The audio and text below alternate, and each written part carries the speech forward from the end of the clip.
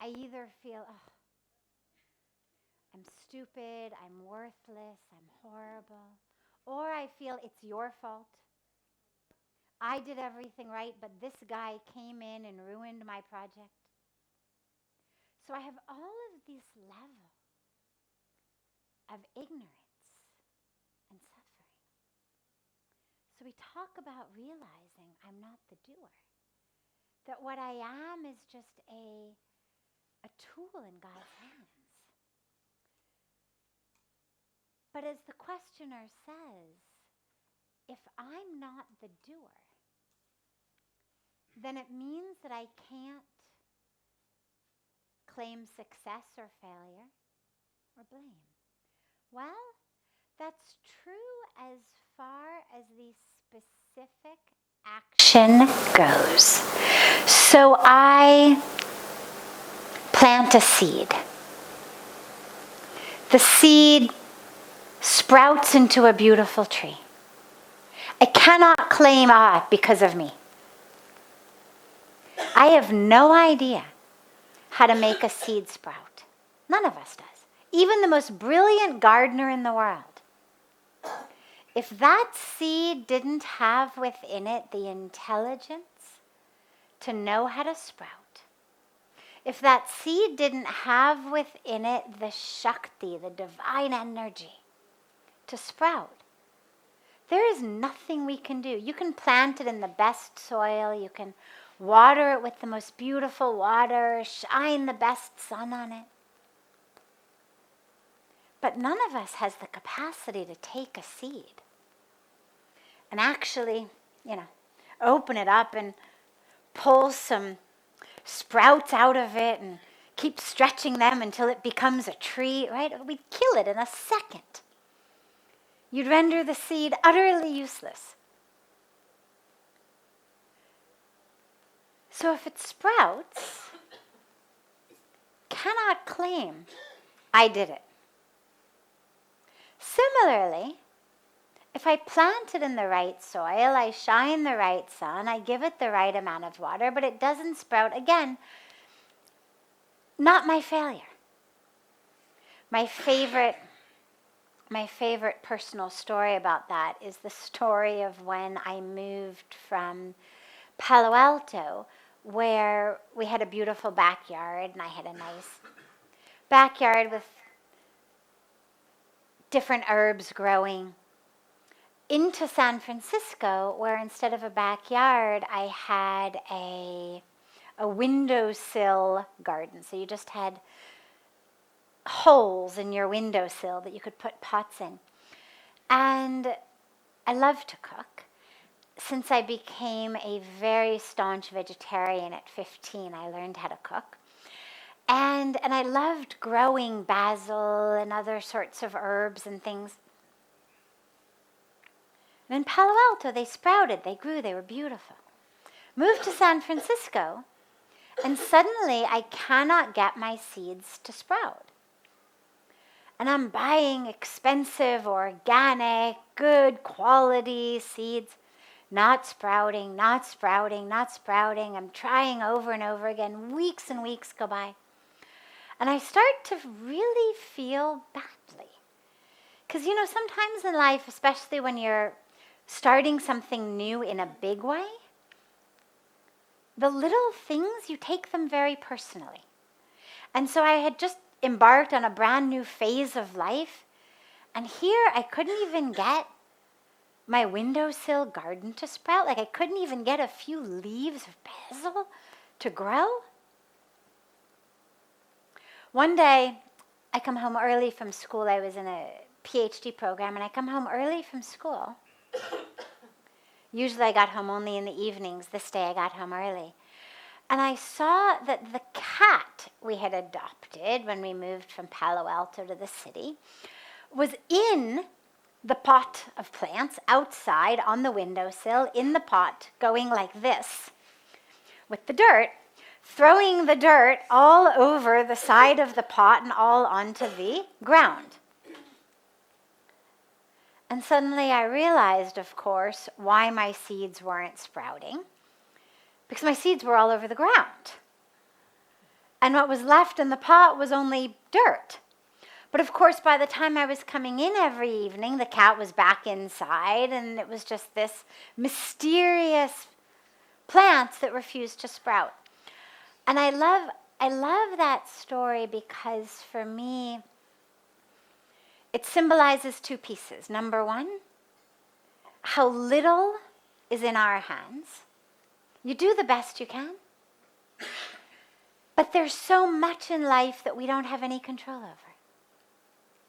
But it also symbolizes the ego and how easy it is to feel like a failure. I mean, I was really starting to take it personally on the third or fourth round of brand new seeds that I was planting. You really start to doubt yourself. Am I that incompetent that I can't even grow some herbs outside in a pot? What's wrong with me?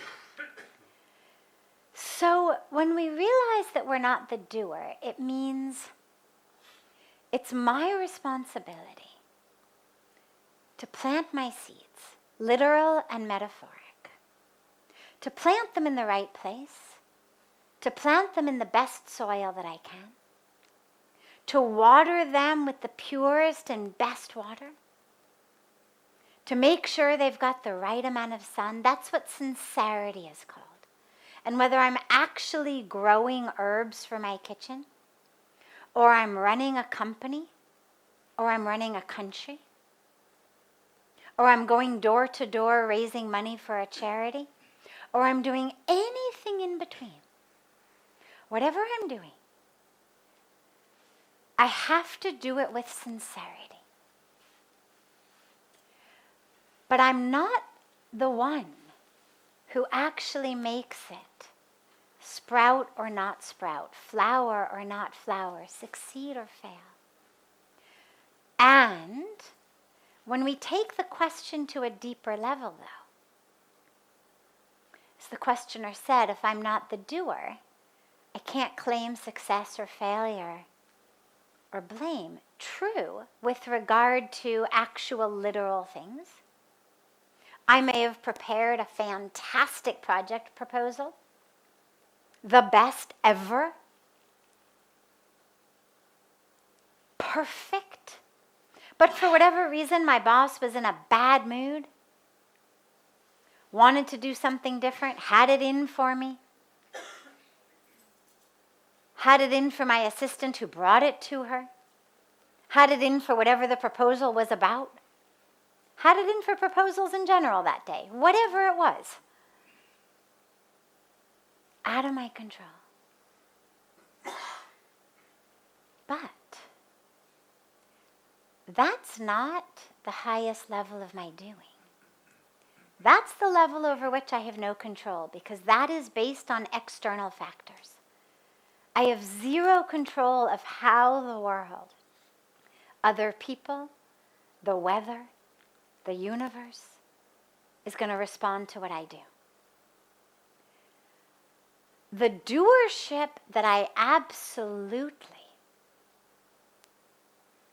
must claim, success, failure, blame, not in a self-judgmental way, but just in a let's be honest way, is on my spiritual path.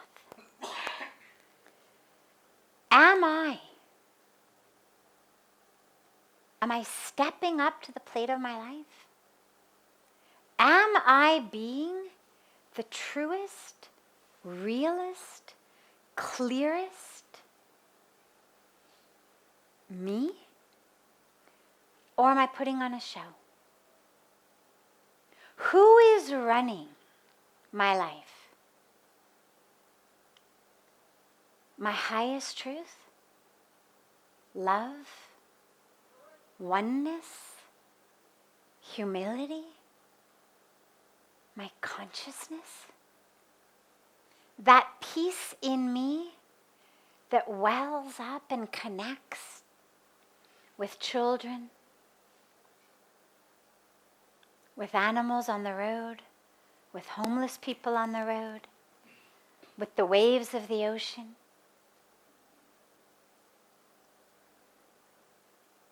the part of me that looks up at the stars in the sky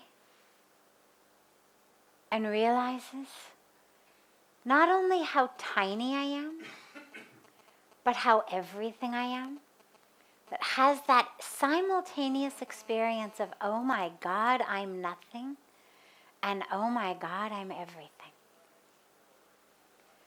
What part of me am I living from? That's the part I am the only one who has control over it. Nobody is going to come into my life and force me to close my eyes and turn inward and act from and live from and speak from and choose from a place of love. In almost every minute of our lives, we have a choice. And we have a choice to choose love, to choose peace, or to choose separation. Think about it as you walk down the street, as you have every interaction with every person in the world, in the workplace, in the home, in the grocery store, in traffic, in your own mind, because we have a lot of conversations with a lot of people in our own mind. The vast majority of them never happen on this plane of existence. Some of them we rehash that which happened and we sort of rewrite them in a if I thought of then what I'm thinking of now way. But the vast majority of conversations we have in our mind never actually take place. But in all of those interactions, am I choosing love? Am I choosing love in my words? Am I choosing them in my actions? Because my interactions are not just one-on-one with a person. I interact with the world when I buy shampoo. Am I buying the one just because I saw a commercial with a woman who looks like I'd like to look like, or a man who looks like I'd like to look, or the commercial that made me feel like, yeah, that's what I want? And it doesn't matter that they take their shampoo and smear it into the eyes of bunny rabbits to test it, or that it's made with all sorts of horrible chemicals, or that the factory that makes it is leaching its waste into the soil and into the water, or that it's exploiting women and children in sweatshops, or cutting down trees of the Amazon, or whatever the vast, overwhelming majority of our inexpensive cosmetic companies are doing. Because that's an interaction with the universe. It's not just the words that come out of my mouth. It's much more subtle than that. How do I spend my money? If I'm one of those who's fortunate enough to have even 1 rupee of disposable income, 1 rupee that I get to choose what do I do with it, after my family has been fed, after the roof is no longer leaking, after there are sweaters for the winter and shoes on our feet, and after my children have gotten into school, if I'm one of the lucky ones who after that has even 1 rupee to choose what to do with, what am I choosing? That's an interaction with the universe. And in all of those interactions, we are the only ones who decide what we're going to do. And for those, we absolutely are responsible for the success or the failure. But not the external success. It's the internal success. How many times today did I choose love over lack of love? How many times today did I walk by someone I could have helped and not help them? How many times today could I have connected with someone in love and oneness and compassion. And I didn't. Whether I simply was indifferent and walked away, or whether I chose anger or jealousy or competition or negativity or judgment. How many times did I choose peace? When things happened. Somebody said something I didn't like. Somebody did something I didn't like. How many times did I make a choice to choose peace in that moment? And how many times did I react from a place of ego? Those are our successes and failures. And those are the ones, again, it's not about judgment, because then judgment you've got to chalk up in the failure compartment. So it's not about judging the self. It's simply about awareness and witnessing. And Pujya Swamiji gives a very beautiful way of dealing with this. He says at the end of every day, we take a few moments of introspection.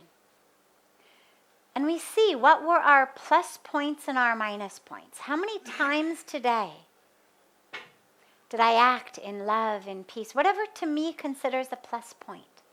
How many times did I move through the world as the truest version of myself? Open, honest, real, vulnerable. And how many times did I put on a show? Lying with my words, with my expressions, with my actions, perpetuating myths. And we create this balance sheet. And then we hand it to God. And we say to God, for all of the times we chose right, we thank God for giving us the strength to have made the right choice. For the times when we didn't choose right, we pray that tomorrow, with another day, may we be given the strength to choose better. And it's a beautiful way to realize with awareness, but without judging, without condemning, and then to start again the next day. And the beautiful aspect of this is, when we choose love, when we choose peace, when we choose truth, it's not just that at the end of the day we get to chalk more up on the positive side of the line. It's that actually the day itself feels better. The day itself moves a lot more beautifully. If you talk to people who lie, they'll say they do it because it's easier. But the truth is, it isn't easy. It's easy only if you've made it a habit. But actually, every time we don't respond with love, that we don't respond with truth or peace, it makes our life much more difficult. And so we make that choice. And that is the thing that we are responsible for. It's the only thing we're responsible for. And so it's the only thing that we get to say at the end of the day. This is a success. This is a failure. No problem. And tomorrow is another day. But that's our singular duty for which we actually are responsible. The other seeds, the universe will take care of them. It knows how to sprout them. We just have to plant them properly.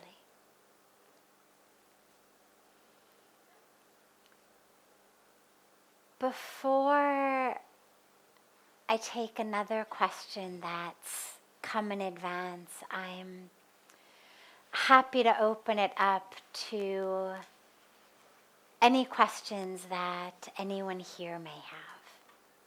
May I? Yes, of course. In fact, maybe it's an offshoot of your previous question's response. It's troubling me.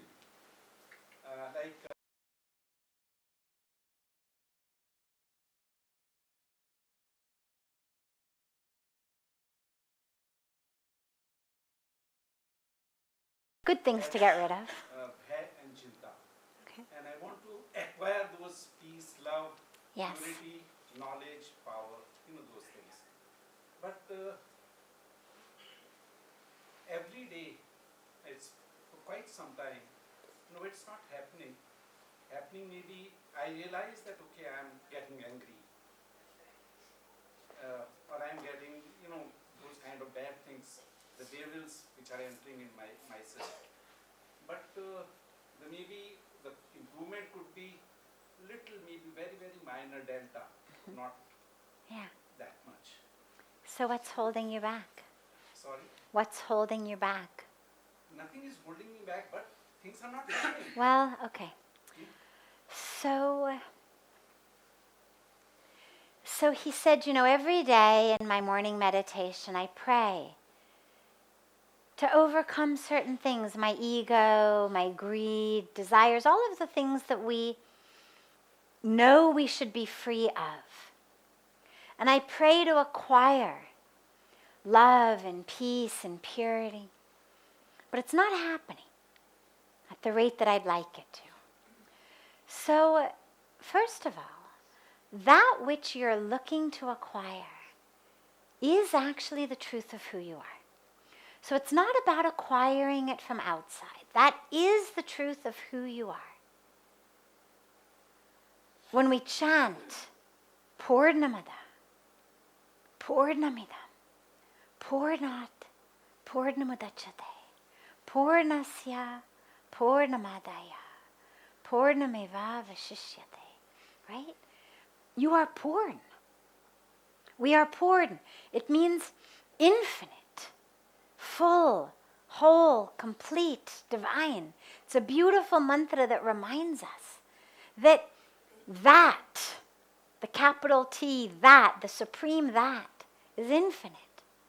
And we who have been created out of that, therefore, are full and whole and complete and infinite. So you've been created out of that. All of those qualities of the divine are who you are. The problem is we have all of the other stuff. Now, as he says, it's not going. And I say, what is it that's holding you back? If it is still there, who's holding it there? That's a question. Yeah, this is good. So the dilemma is, I'm using my ego to try to get rid of my ego. Anybody here ever try to kill a mosquito? Easy or hard? Really? You must have some different species of mosquitoes if it's easy. Usually it's not very easy at all. Even the tiniest little insect. They fly around and you think, where did it go? Where did it go? Oh my God, I just saw it. One little mosquito, it'll ruin your night. You cannot find it. You can hear it. Turn on the light. Where did it go? Where did it go? Because it doesn't want to die. A tiny little mosquito. But that instinct of self-preservation is very strong. Now you think of your ego, which you've been cultivating for, how old are you? 64. All right, so you've been cultivating this ego for more than 60 years. The mosquito has lived maybe 6 hours, and it already is so attached to its life. And you've got an ego that's for 60 years been running the show. It's not going to give up so easily. So this becomes the dilemma. Now, what if instead of trying to get rid of your ego, you realize, Cello, for 60 years, it's been my bedmate, my chairmate, my table mate, wherever I am, the ego's gone with me. For not 64 years, but we'll call it 61 or 2 years since the ego really developed. I've lived with this. All right, Cello. We seem to be hooked together. Okay. What if I simply stopped letting it run the show? What if I simply took the steering wheel of my life out of its hands? Because see, here's the dilemma. Getting absolutely rid of the ego is very, very difficult. I would say it's impossible, except it has been done. But it's been done only by the most extraordinary, enlightened saints and beings who are just transparent in their nature. The truly rare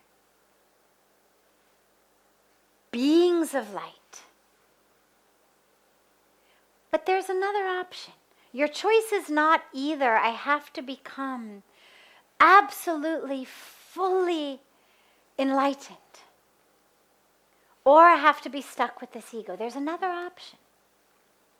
The option is, as I get closer and closer to light, I realize, okay, so there is this thing called ego, and it's kind of grown up with me, and it's created out of the experiences that have happened to me, and the things that I've learned, and the things people have said to me, and all of that. But where did it get off thinking that it was in charge? How did that happen? Because of course, you've got a lot of other parts of you that are much better suited to have the reins of this chariot in their hands. You've got an intellect. I mean, even if we don't talk soul, spirit, consciousness, even if we talk aspects of this being, you have an intellect. You have an intuition. You have a loving heart. You have compassion. You have all of the intelligence. Slightly different than intellect. But you have all of these other aspects of you. Why don't any of them get to run the show? Why does the ego, just because it exists, get to run the show? And it's an extraordinary question.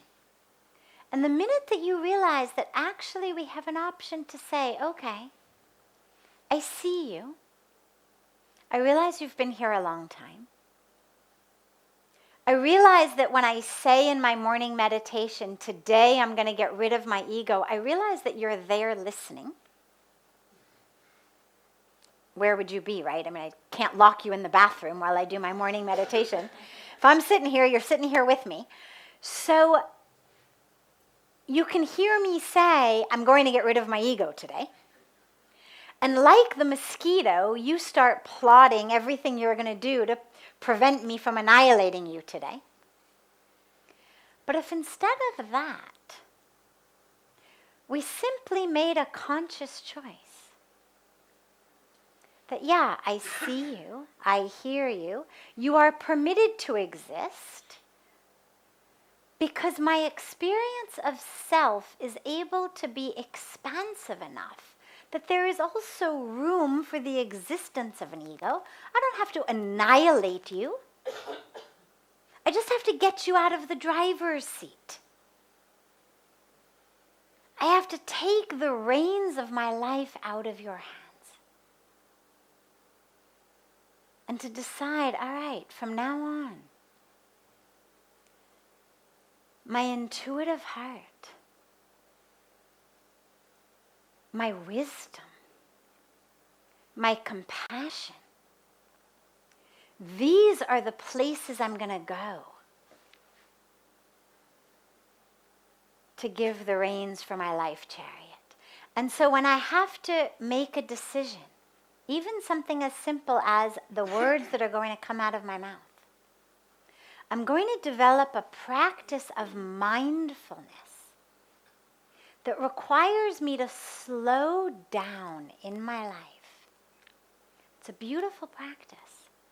It's a practice of mindfulness that whatever I'm doing, whatever I'm going to say,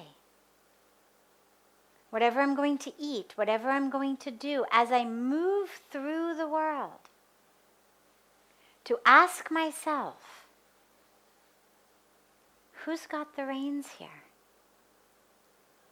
Who's got the reins? And you'll know if it's the ego. Now, the ego's very smart. It's going to say, oh, this is your loving heart. But you're going to know it's not. Because the ego has a very different way of presenting itself. Jealousy, competition, grudges, anger. They have a very different felt sense than love does. And here's a quick and good and easy way to know. Ego contracts. When you are moving through the world from a place of ego, from a place of separateness, from a place of ignorance, there's an experience of contraction inside in my heart, and my vision becomes tunnel visioned. When you find yourself thinking, that guy, that lady, if they don't change, if all of your mental attention is on this person, this thing, you're coming at it from the ego. If it feels like suddenly you've started to look at the world through the tube that your toilet paper comes in, you know, you get that very narrow vision, it's ego. When we move through the world from our hearts, from compassion, from oneness, from truth, there's an experience of expansion.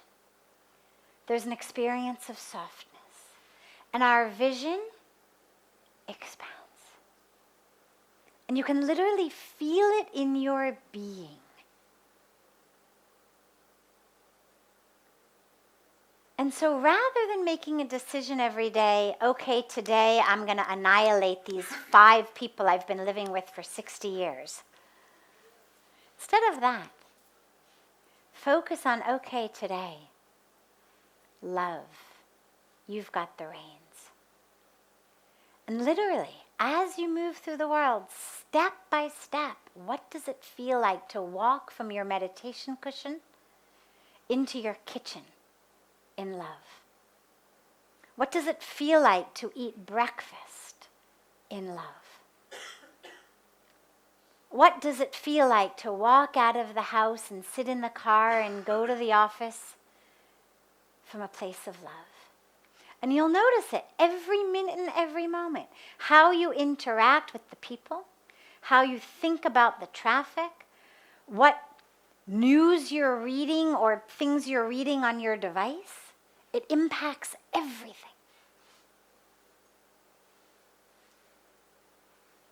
And slowly, what'll happen is those parts of you that you think you're looking for from outside, but that actually are you. It's just that nobody pays attention to them. It's like, sadly, one of the worst tragedies in our classrooms, anybody who's ever been a teacher knows, is that the children who are the troublemakers are the ones who get all the attention. You have a class full of 40 kids. The best behaved are the ones who nobody pays any attention to. The troublemakers are the ones who the teacher talks to all the time. They're the ones who get held back after class. 90+% of the teacher's attention is with the troublemakers. And the same thing is true in our lives. That which we want to be rid of, ironically, is that which we spend 98% of our time anchored into, moving from, thinking about. Which makes us think, I've got to get that other stuff from outside, as though we forgot these kids are also in our classroom, we're just ignoring them. That love, that truth, that is in you. But you've relegated it to the back seat of a bus, not just a car, so it's like 15 rows back.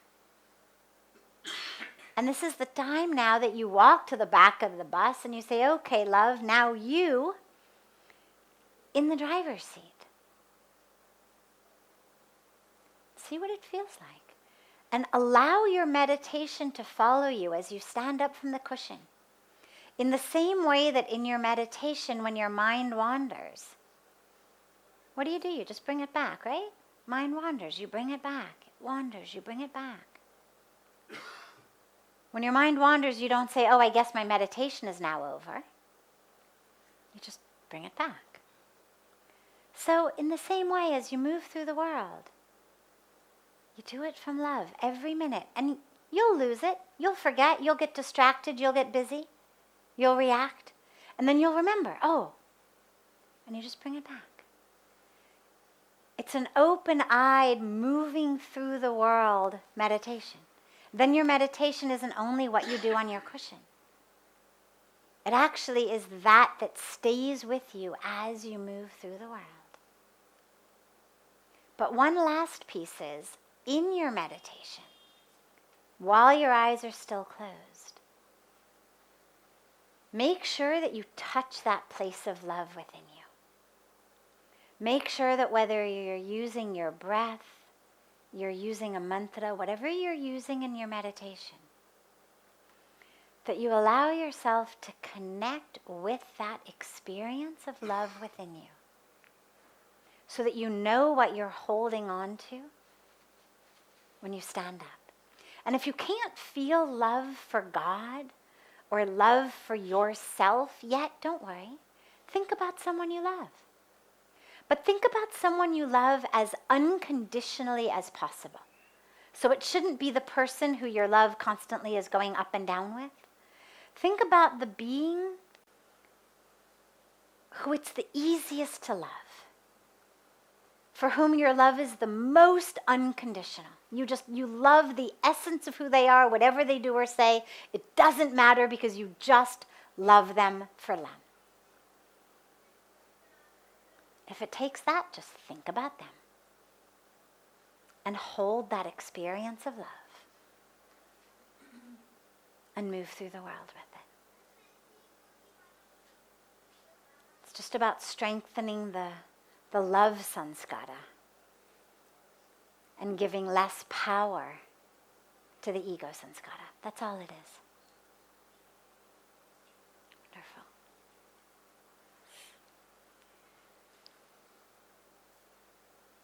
Have a beautiful, beautiful rest of your evening, and we'll see you all tomorrow. And tomorrow we'll start, inshallah, as they say, we'll start again at 6:30 as usual.